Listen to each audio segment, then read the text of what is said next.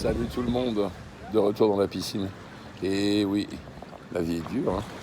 Alors, le but de ce dernier segment, on va l'appeler comme ça, de cette nouvelle vidéo, c'est de vous donner quelques petites précisions sur les images qui ont précédé. Voilà.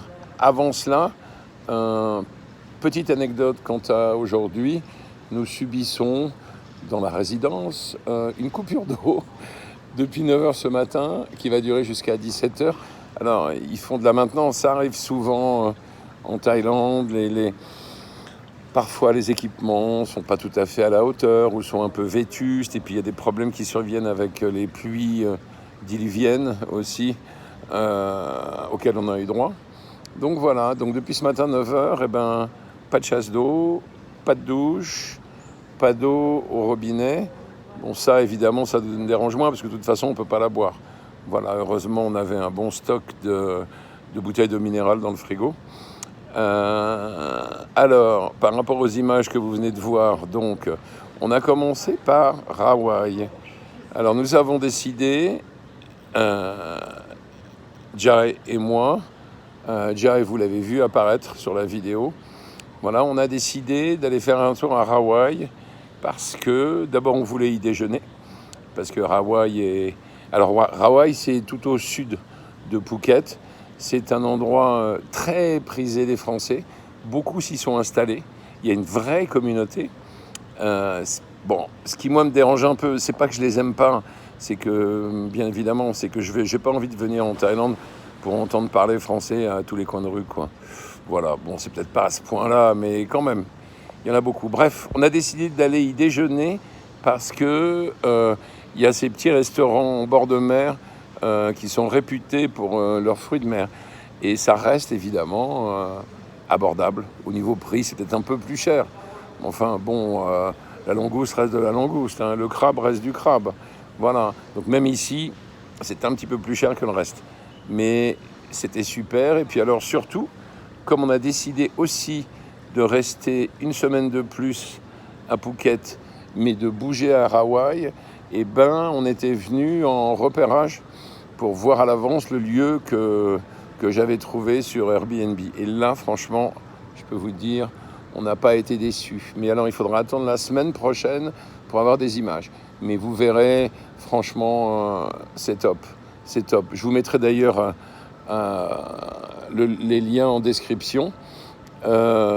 Ainsi d'ailleurs que le lieu, finalement, le lien en fait d'ici, là où je suis, parce que je trouve que pour les gens qui malgré tout voudraient être à Patong, c'est pas si mal.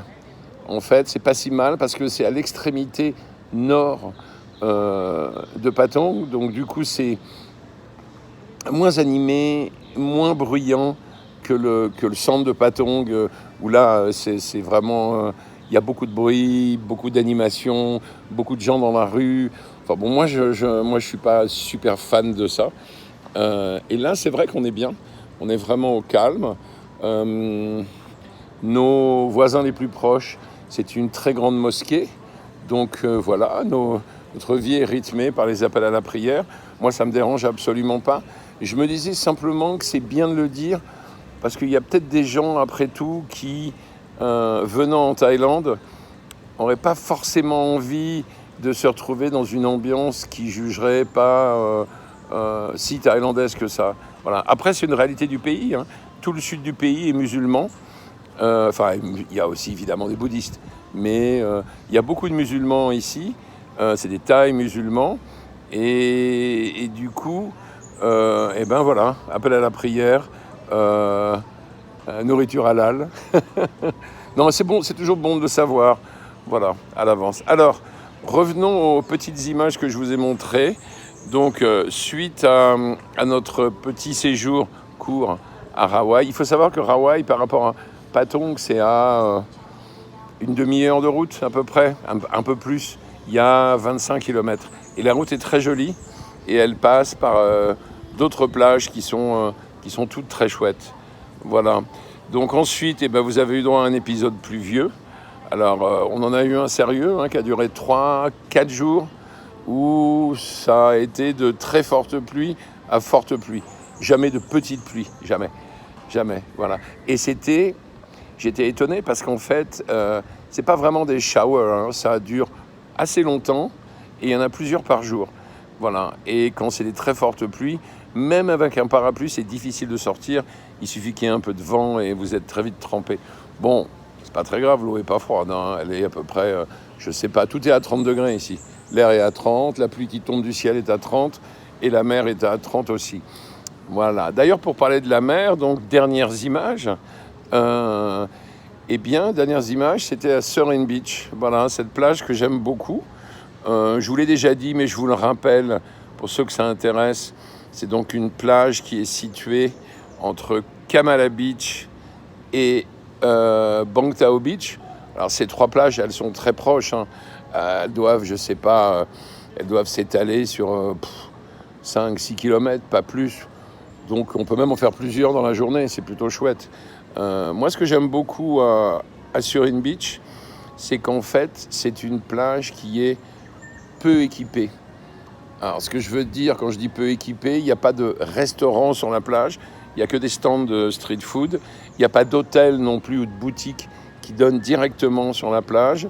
Et la plage en elle-même, il n'y a pas non plus d'attractions bruyantes.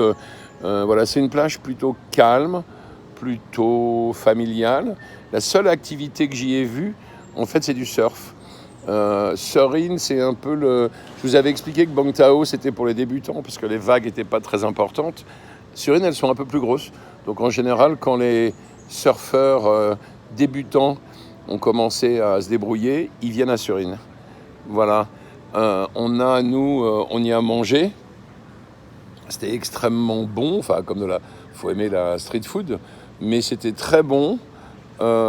C'était halal, ce qui est super, voilà. Et ça continue à être pas cher du tout, hein. À deux, je pense qu'on en a eu pour 400 bahts. Non, 400 bahts, ça fait, je sais pas, ça fait 15 euros, un truc comme ça, voilà. Et alors moi, je me suis baigné. L'eau était absolument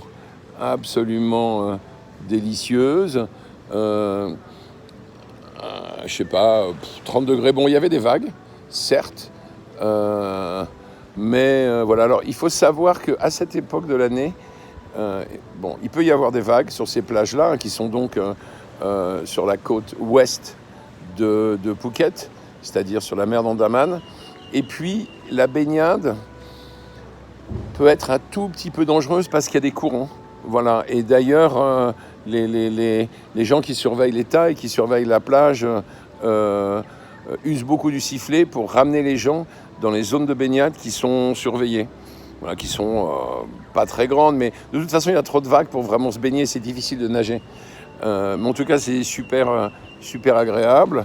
Et puis donc, vous avez eu la chance d'avoir un petit coucou de la part de Jai, voilà. Donc